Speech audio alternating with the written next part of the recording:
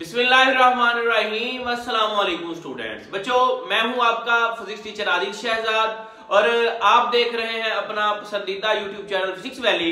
आज की वीडियो में बच्चों हम पार्ट 1 की फिजिक्स उसका last chapter heat and thermodynamics इसके एक्सरसाइज के शॉर्ट क्वेश्चंस को डिस्कस करने जा रहे हैं। तो आइए बच्चों आगाज करते हैं और देखते हैं कि पहले क्वेश्चन की स्टेटमेंट में आपको शायर क्या कहता है। जी, पहला शॉर्ट क्वेश्चन है आपके पास बच्चों 11.1। Explain that average velocity of the molecules in A gas is zero but the average of the square of the velocity is not zero. मतलब गैस के जो मॉलिक्यूल्स हैं उनकी एवरेज वेलोसिटी बच्चों जीरो होती है, लेकिन उनका अगर हम स्केयर ले लें तो वो वेलोसिटी जीरो नहीं होती। इसकी क्या वजह है? डियर स्टूडेंट्स, आप जानते हैं कि आपको मैंने काइनेटिक थ्योरी जो उसके पास्टुलेट हमने पढ़े थे कि gas molecules are in random motion. जो गैस के मॉलिक्यूल बच्चे होते हैं वो रैंडम मोशन में होते हैं। तो जब सपोज दैट कि आपके पास if a molecule is moving in one direction, अगर कोई गैस का मॉलिक्यूल किसी एक डायरेक्शन में जा रहा है, सपोज इस डायरेक्शन में जा रहा है, तो कोई ना कोई मॉलिक्यूल गैस का होगा जो इसकी ऑपोजिट डायरेक्शन में ट्रेवल कर रहा होगा। तो अब एक इस तरफ है, दूसरा उस तरफ है, तो इनकी ओवरऑल वेलोसिटी अगर हम ऐड करेंगे तो क्या हो जाएंगी? कैंसिल हो जाएंगी, जीरो हो जाएंगी। यही हमारा आंसर है जी कि gas molecules are in random motion. So if a molecule is moving in one direction another one is moving in opposite direction, thus the vector sum of their velocity is zero। अगर हम उनका सम लेंगे, अगर हम उनको add करेंगे, suppose that इधर देखें जरा, अगर मैं इसकी एवरेज वेलोसिटी लेता हूं तो एक वेलोसिटी तो है पॉजिटिव और इसमें जमा होना है दूसरी कौन सी? नेगेटिव ने। अब अगर हम इनकी एवरेज निकालेंगे, एक पॉजिटिव और दूसरी क्या है? नेगेटिव, तो ये बेटे एक दूसरे से क्या हो जाएगी? कैंसिल, और जवाब आपके पास क्या आ जाएगा? जीरो। इसीलिए हम कहते हैं जी कि नेट एवरेज वेलोसिटी उसकी क्या होगी? जीरो होगी। अब बात करते हैं स्केयर की। डियर स्टूडेंट्स, जब आप नेगेटिव वैल्यू का स्केयर लेते हैं तो वो क्या हो जाती है? पॉजिटिव हो जाती है। इसीलिए जब हम एवरेज लेंगे स्केयर वेलोसिटी का तो वो आपके पास जीरो नहीं होगा। आपने लिखना क्या है? As the square of negative velocity is positive, so average of the square of the velocity is not zero. इसको बेटे हम अभी यहां पे करके देखते हैं। भाई यहां पे v एवरेज का स्केयर अगर हम लेंगे तो ये v का स्केयर फिर प्लस ये नेगेटिव v था, इसका बेटे स्केयर लेंगे तो आपके पास क्या होगा क्या कि यहां पे ये जो नेगेटिव है इसका भी स्केयर क्या आएगा? पॉजिटिव आएगा। तो अब ये वाला आंसर बेटे जीरो नहीं होगा। तो आपने इतना आंसर मेंशन करना है बच्चों आपने कि एवरेज वेलोसिटी जीरो क्यों होगी कि एक अगर वन डायरेक्शन में तो दूसरी उसके ऑपोजिट डायरेक्शन में है, तो वो एक दूसरे के इफेक्ट को कैंसिल कर देगी, इसलिए एवरेज जीरो। जबकि स्केयर लेंगे तो नेगेटिव का स्केयर क्या आ जाएगा? पॉजिटिव, तो वहां पे जवाब जीरो नहीं आएगा। तो ये था बेटे 11.1। अब हम देखते हैं question number 11.2। Why does the pressure of gas in a car tyre increase when it is driven through some distance? बेटे ना, कार के टायर में जो गैस का प्रेशर है वो इंक्रीज क्यों होता है जब आप उसको थोड़ा ट्रेवल करवाते हैं?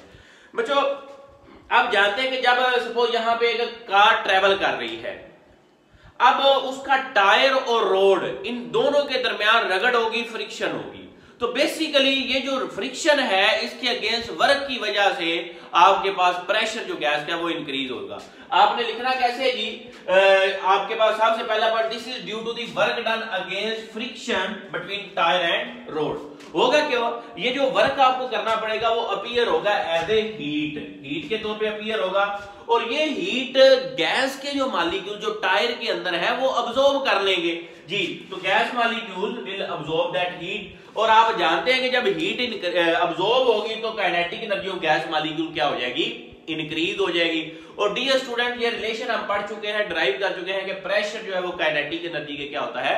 Directly proportional. तो काइनेटिक एनर्जी चूंकि बढ़ रही है तो एवरेज काइनेटिक एनर्जी बढ़ेगी तो प्रेशर भी बढ़ेगा। तो आप कहेंगे सो प्रेशर इंक्रीजेज। ठीक हो गया जी, प्रेशर आपके पास क्या हो जाएगा? इंक्रीज। लिखना क्या है जी? This is due to work done against the friction between tyre and road. Work done होगा और वो अपीयर होगा द हीट, और ये हीट गैस मॉलिक्यूल अब्सॉर्ब करेंगे और ये जो अब्जॉर्ब हीट है वो kinetic energy of gas molecules को इंक्रीज करेगी और काइनेटिक एनर्जी प्रेशर के डायरेक्टली प्रोपोर्शनल होती है। आइए बच्चों नेक्स्ट क्वेश्चन देखते हैं 11.3 को। 11.3 बेटे ना ये ग्राफ बना हुआ है, आप स्क्रीन पे देख भी सकते हैं कि a system undergoes from P1 V1 state to P2 V2 state. Graph में मौजूद है what will be the change in internal energy. बच्चों ना आप ग्राफ के ऊपर देखें तो आपको नजर आ रहा है कि टेम्परेचर जो है वो क्या है, कांस्टेंट है। टेम्परेचर कांस्टेंट है तो बताएं जी चेंज इन इंटरनल एनर्जी क्या होगी। डियर स्टूडेंट ये आइसोथर्मल प्रोसेस है जिसमें टेम्परेचर कांस्टेंट होता है। आप जानते हैं टेम्परेचर चेंज नहीं होगा तो इंटरनल एनर्जी भी चेंज नहीं होगी। टेम्परेचर कांस्टेंट तो इंटरनल एनर्जी कांस्टेंट। तो आप कहेंगे कि इस ग्राफ में ये जो प्रोसेस हो रहा है no internal energy will be change. आपने मेंशन क्या करना है, पहले तो आप ये जो बात अभी मैंने की change in internal energy is zero. वजह क्या है कि इस ये जो ग्राफ आपको नजर आ रहा है इसमें टेम्परेचर जो है वो कांस्टेंट है तो इंटरनल एनर्जी भी कांस्टेंट होगी। There will be therefore no change in internal energy. ये आप मेंशन करेंगे अगर ये शॉर्ट क्वेश्चन आएगा। आसान है, ग्राफ से ही वाजे हो रहा है कि टेम्परेचर कांस्टेंट है, आइसोथर्मल प्रोसेस है तो कोई इसमें आपके पास जो है इंटरनल एनर्जी में चेंज नहीं होगा। चौथा भी बेटे इसी तरह का है, आप स्क्रीन पे देख सकते हैं कि variation of volume by pressure is given. A gas is taken along the path A B C D A. एक पहला जो ग्राफ आप देख रहे हैं 11.13 ए बी सी डी ये उसका पाथ है। दूसरा है आपके पास ए बी सी ए और चौथा जो है वो ए से वो एक आपके पास सर्कल सा एक अंडे की शेप का ग्राफ बना हुआ है। आपने बताना है जी कि what will be the change in internal energy. बेटे ना ये तीनों जो प्रोसेस हैं ये आप देख सकते हैं कि साइक्लिक हैं। इसमें सिस्टम यहां से शुरू हो रहा है प्रोसेस वहीं पे आके एंड हो रहा है। तीनों में आप देख सकते हैं। तो चूंकि ये आपके पास साइक्लिक पाथ है तो इसमें ओवरऑल कोई चेंज इन इंटरनल एनर्जी नहीं होगा। लिखना आपने क्या है कि change in internal energy in all the cases is zero. वजह क्या है, all the processes are cyclic and they return to initial states. Therefore no change in internal energy occurs. तो कोई बेटे आपके पास इंटरनल एनर्जी में चेंज नहीं आएगा। ये बेटे था 11.4। अब हम देखेंगे 11.5 को। स्टेटमेंट है specific heat of a gas at constant pressure is greater than specific heat at constant volume. Why? मतलब आपका बेटे molar specific heat capacity gas की एट कांस्टेंट प्रेशर पे ग्रेटर देन होती है as compare to at constant volume. इसकी वजह क्या है बेटे ना जरा देखिएगा, ये हमने प्रूव करना है इसमें। और ये लॉन्ग क्वेश्चन भी हमने पढ़ा है Cp - Cv = R वाला। अब होता क्या बेटे, जब आप गैस को हीट करते हैं ना एट कांस्टेंट प्रेशर, बल्कि इससे पहले आप मोलर स्पेसिफिक हीट कैपेसिटी की डेफिनेशन देख लें। मोलर स्पेसिफिक हीट कैपेसिटी बेटे होती है कि amount of heat required to raise the temperature of 1 mole of substance up to 1 kelvin. ये है उसकी बेसिक डेफिनेशन। अगर आप एट कांस्टेंट प्रेशर करेंगे तो आप उसको molar specific heat capacity eight constant pressure बोलेंगे। अगर आप ये काम करते हैं एट कांस्टेंट वॉल्यूम पे तो आप कहेंगे जी कि ये मोलर स्पेसिफिक हीट कैपेसिटी है एट कांस्टेंट वॉल्यूम। अब देखें जब बेटे आप बात करते हैं एट कांस्टेंट प्रेशर पे, कांस्टेंट प्रेशर पे जब बात करते हैं तो कुछ आपकी जो हीट है ना वो इस्तेमाल हो जाती है to do work done on piston. मतलब वो आपके सिस्टम जो पिस्टन है उस पर वर्क करेगी और आपका पिस्टन अपवर्ड मूव करेगा। ये एक्स्ट्रा आपकी हीट लगी है। और बाकी की जो हीट है rest of the heat is used to increase, यहां पे लिख लें, टेम्परेचर अप टू 1 केल्विन। दो काम हुए हैं एट कांस्टेंट प्रेशर पे, एक तो वर्क भी हुआ है, दूसरा आपके पास हीट इस्तेमाल हुई है 1 केल्विन इंक्रीज हो। लेकिन जब आप बात करते हैं एट कांस्टेंट वॉल्यूम पे तो इस्तेमाल, क्योंकि कांस्टेंट वॉल्यूम में वॉल्यूम चेंज नहीं हो रहा तो उसमें डेफिनेटली वर्क तो होना नहीं। चूंकि वर्क नहीं होना तो सारी की सारी एनर्जी यूज होगी to increase the temperature up to 1 kelvin. तो आप यहां पे लिख सकते हैं therefore Cp greater than C2 के एट कांस्टेंट प्रेशर पे दो काम हो रहे हैं, वर्क भी हो रहा है और साथ साथ टेम्परेचर भी राइज आपने करना है। तो इसीलिए एट कांस्टेंट प्रेशर वाली मोलर स्पेसिफिक हीट कैपेसिटी ज्यादा होगी as compare to at constant volume. Next बेटे क्वेश्चन आपके पास है 11.6 है कि give an example of process, एक आपने एग्जांपल देनी है ऐसे प्रोसेस की in which no heat is transferred to और from the system but the temperature of the system changes. मतलब बेटे ना ही सिस्टम के अंदर हीट इंटर हो ना ही सिस्टम से हीट निकले, वो आप जानते हैं। एक ही प्रोसेस ऐसा है, कौन सा जी? Adiabatic process. एडियाबैटिक प्रोसेस ऐसा होता है जिसमें नो हीट इंटर और लीव द सिस्टम, लेकिन temperature of the system changes. होता क्या है? According to first law of thermodynamics, ये उसकी इक्वेशन है Q is equal to delta U plus W। चूंकि हीट जो है वो जीरो है, ना इंटर हो रही है ना सिस्टम लीव कर रही है, तो जीरो आ गया डेल्टा U प्लस W। अब क्या होगा? अगर आप वर्क को दूसरी तरफ ले जाएं तो वर्क नेगेटिव आ गया, या आप इसको दूसरी तरफ रख लें तो वो क्या आ गया आपके पास? Internal energy negative. ये दो तरह के प्रोसेस हैं, एक है एडियाबैटिक कंप्रेशन, दूसरा है एडियाबैटिक एक्सपेंशन। जब कंप्रेशन करते हैं तो हमें वर्क करना पड़ता है, इसलिए वर्क नेगेटिव है। और जब आप वर्क करेंगे तो डेफिनेटली मॉलिक्यूल्स की एनर्जीज में चेंजेस आएंगी और आपका टेम्परेचर जो है वो बेटे क्या हो जाएगा? चेंज हो जाएगा। और इसी तरह जब एक्सपेंशन होगी तो एक्सपेंशन काज कूलिंग बनती है, ये आपने जो केमिस्ट्री वाले बच्चे जानते हैं। जब एक्सपेंशन होगी तो आपके पास टेम्परेचर रिड्यूस होगा।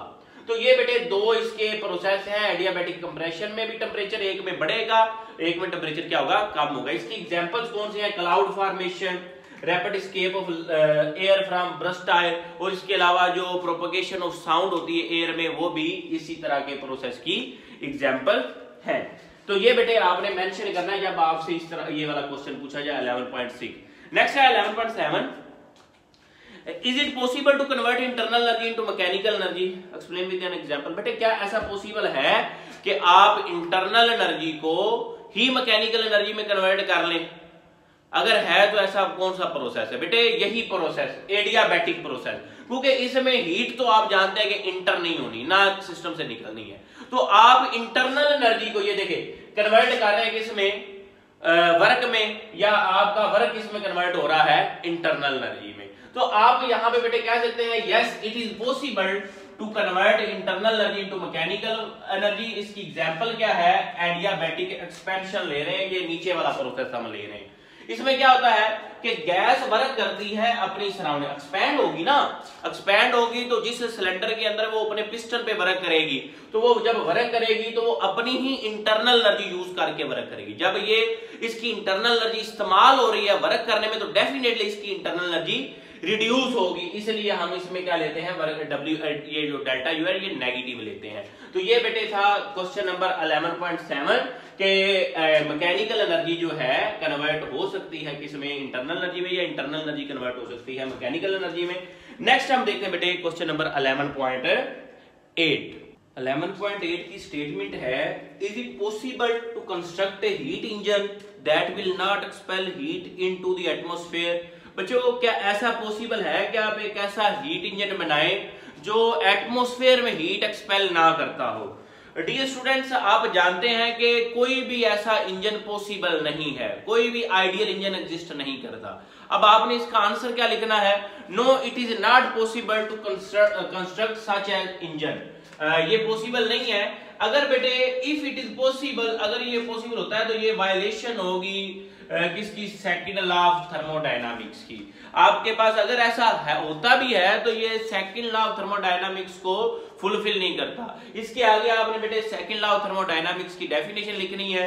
क्या डेफिनेशन है जी? कि it is impossible to construct a heat engine that will not expel heat into atmosphere without leaving any change on a working substance। Same बेटे आपने इसमें सेकंड लॉ ऑफ थर्मोडायनामिक्स की definition लिखनी है। और ऐसा पॉसिबल नहीं है कि आप इस तरह का इंजन बना लें जिसमें आपके पास सिंक अवेलेबल ना हो या हीट एटमॉस्फेयर में ना रिलीज होती हो।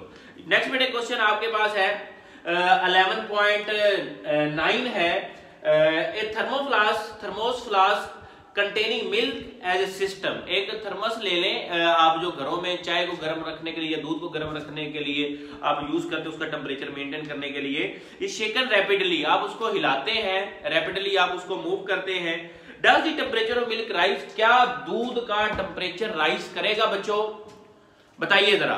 तो बेटे यस, इसका जवाब क्या है कि मिल्क राइज करे, मिल्क का टेम्परेचर राइज करे। कैसे भला, जब आप बेटे उसको मिल्क को मूव करते हैं उस डिब्बे में डाल के, थर्मोस में डाल के, तो उसके मालिक्यूल्स की काइनेटिक एनर्जी इंक्रीज हो जाएगी। आप हिला रहे हैं, उनकी मोशन बढ़ा रहे हैं, तो उनकी काइनेटिक एनर्जी इंक्रीज हो जाएगी। और काइनेटिक एनर्जी आप जानते हैं कि डायरेक्टली प्रोपोर्शनल टू होती है टेम्परेचर के, तो आपके पास उसका टेम्परेचर क्या हो जाएगा, इंक्रीज हो जाएगा। लिखना क्या बच्चों आपने, yes temperature of milk will rise and when milk is shaken in thermos flask kinetic energy of the molecule increases, and we all know very well temperature is directly proportional to the average kinetic energy.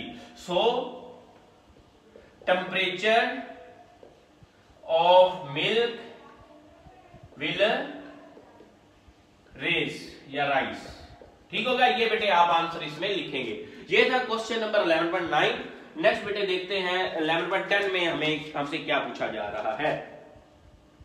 What happens to the temperature of room when an air conditioner is left running on the table of the middle of the room? बेटे ये यहाँ पे मेरे सामने एक table पड़ा है, इसके ऊपर अगर हम एक एयर कंडीशनर रख दें, रूम के सेंटर में हमने एक एयर कंडीशनर चला दिया है, अब आपने बताना है कि रूम के टेम्परेचर पे क्या फर्क पड़ेगा। डियर स्टूडेंट्स, आप जानते हैं कि एयर कंडीशनर का काम क्या है कि रूम की जो आपके पास गर्म हवा है, एयर है, उसको बाहर जो है वो रिजेक्ट करना या निकाल देना।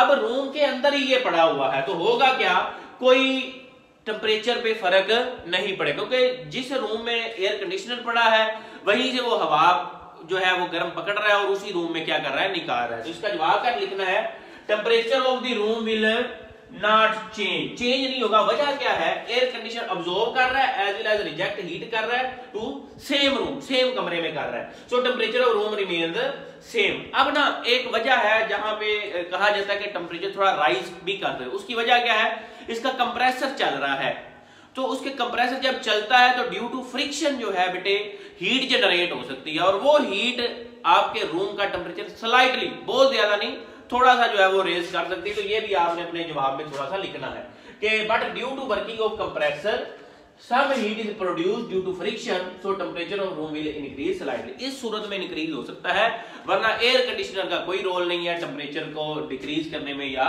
इंक्रीज करने में।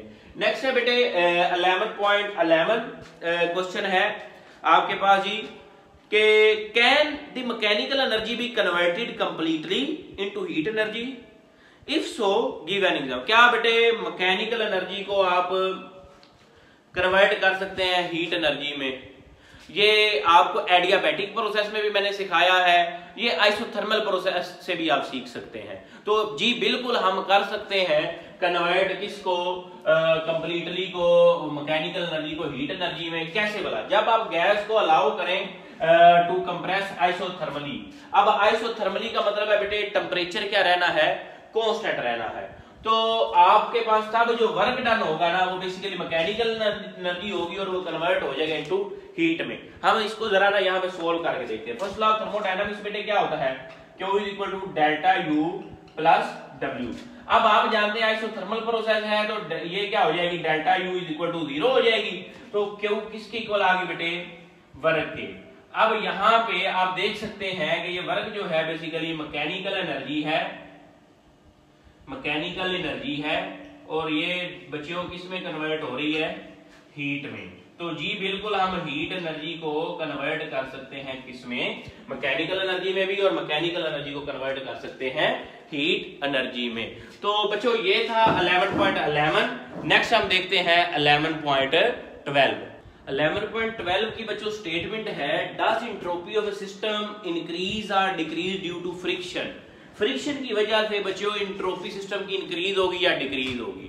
आप जानते हैं कि जब जहां पे फ्रिक्शन होती है वहां पे हीट जनरेट होती है। अब आइए जरा देखते हैं इसका जवाब हमने क्या लिखना है, entropy of a system always increase due to friction. अब बेटे ना इसकी वजह क्या है मैं आपको बताता हूं। आप जरा एंट्रोपी का रिलेशन देखें, ऐसा होता है डेल्टा Q ओवर T। अब मैंने आपको अभी भी बात की कि जहां पे फ्रिक्शन होगी वहां पे कुछ ना कुछ हीट जनरेट होगी। Due to friction mechanical energy converted into heat. जब हीट इंक्रीज होगी तो डेफिनेटली इंट्रोपी भी क्या होगी, इंक्रीज होगी। तो हमेशा बेटे फ्रिक्शनल प्रोसेसेस में जहां पे फ्रिक्शन इन्वॉल्व होगी वहां पे चूंकि फ्रिक्शन की वजह से कुछ एनर्जी हीट में चेंज हो जाती है और हीट का इंट्रोपी से डायरेक्ट रिलेशन है। तो आपके पास जैसे जैसे हीट इंक्रीज होगी वैसे वैसे इंट्रोपी भी इंक्रीज होगी। तो इसका जवाब आपने क्या लिखना है कि entropy of system always increases due to friction. ये था बेटे 11.12। नेक्स्ट हम देखते हैं 11.13 का answer. Give an example of a natural process that involves an increase in entropy. बेटे ना कोई सी नेचुरल प्रोसेस की आपने मिसाल देनी है जिसमें एंट्रोपी सिस्टम की क्या हो रही हो, इंक्रीज हो रही हो। मेल्टिंग ऑफ आइस की एग्जांपल लेते हैं। बेटे आप जानते हैं कि जो बर्फ है सॉलिड फॉर्म में है वो सराउंडिंग से हीट को अब्सॉर्ब करती है और वो क्या हो जाती है, मेल्ट हो जाती है। अब सराउंडिंग से हीट को अब्सॉर्ब कर रही है तो आप जानते हैं ये फार्मूला है एंट्रोपी का। अब वो हीट अब्सॉर्ब कर रही है तो हीट इंक्रीज होगी तो डेफिनेटली एंट्रोपी क्या होगी, इंक्रीज होगी। ये फार्मूले से आप इसका जवाब देंगे कि when ice melt by absorbing heat from surrounding then entropy increase because. अब इसका जवाब लिख सकते हैं बिकॉज एंट्रोपी जो है वो प्रोपोर्शनल है किसके, हीट के। जैसे जैसे हीट आप अब्सॉर्ब ज्यादा होती जाएगी एंट्रोपी बढ़ती जाएगी। और नेक्स्ट बात आपके पास जो है कि ऑल नेचुरल प्रोसेस, जितने भी नेचुरल प्रोसेस एग्जिस्ट करते हैं आपके पास, उन सब की एंट्रोपी बेटे ऑलवेज इंक्रीज होती है। हमेशा एंट्रोपी तमाम नेचुरल प्रोसेसेस की इंक्रीज होती है। अब नेक्स्ट बेटे आपके पास 3 एमसीक्यूज हैं। 11.14 है an adiabatic change is the one in which 4 option दिए हुए हैं। No heat is added to और taken out of a system. B है no change of temperature take place. C है Boyle's law is applicable. D है pressure and volume remains constant. तो आप बेटे इसका जो ऑप्शन है वो ए करेक्ट है। एडियाबैटिक में ना सिस्टम के अंदर हीट इंटर होती है ना लीव करती है, तो मैंने जस्ट करेक्ट आंसर लिखा है no heat added to or taken out of a system. Adiabatic में ये काम होता है। नेक्स्ट है 11.15 Which one of the following process is irreversible? Irreversible कौन सा है जी? Slow compression of an elastic spring, slow evaporation of substance in an isolated vessel, slow compression of a gas, a chemical explosion। बेटे आपको बात कर रहा irreversible मतलब जो दोबारा रिवर्स ना हो सके, वो केमिकल एक्सप्लोजन है जिसमें एक दफा जो काम होगा वो दोबारा से रिपीट नहीं हो सकता। तो डी ऑप्शन बेटे है आपके पास केमिकल एक्सप्लोजन।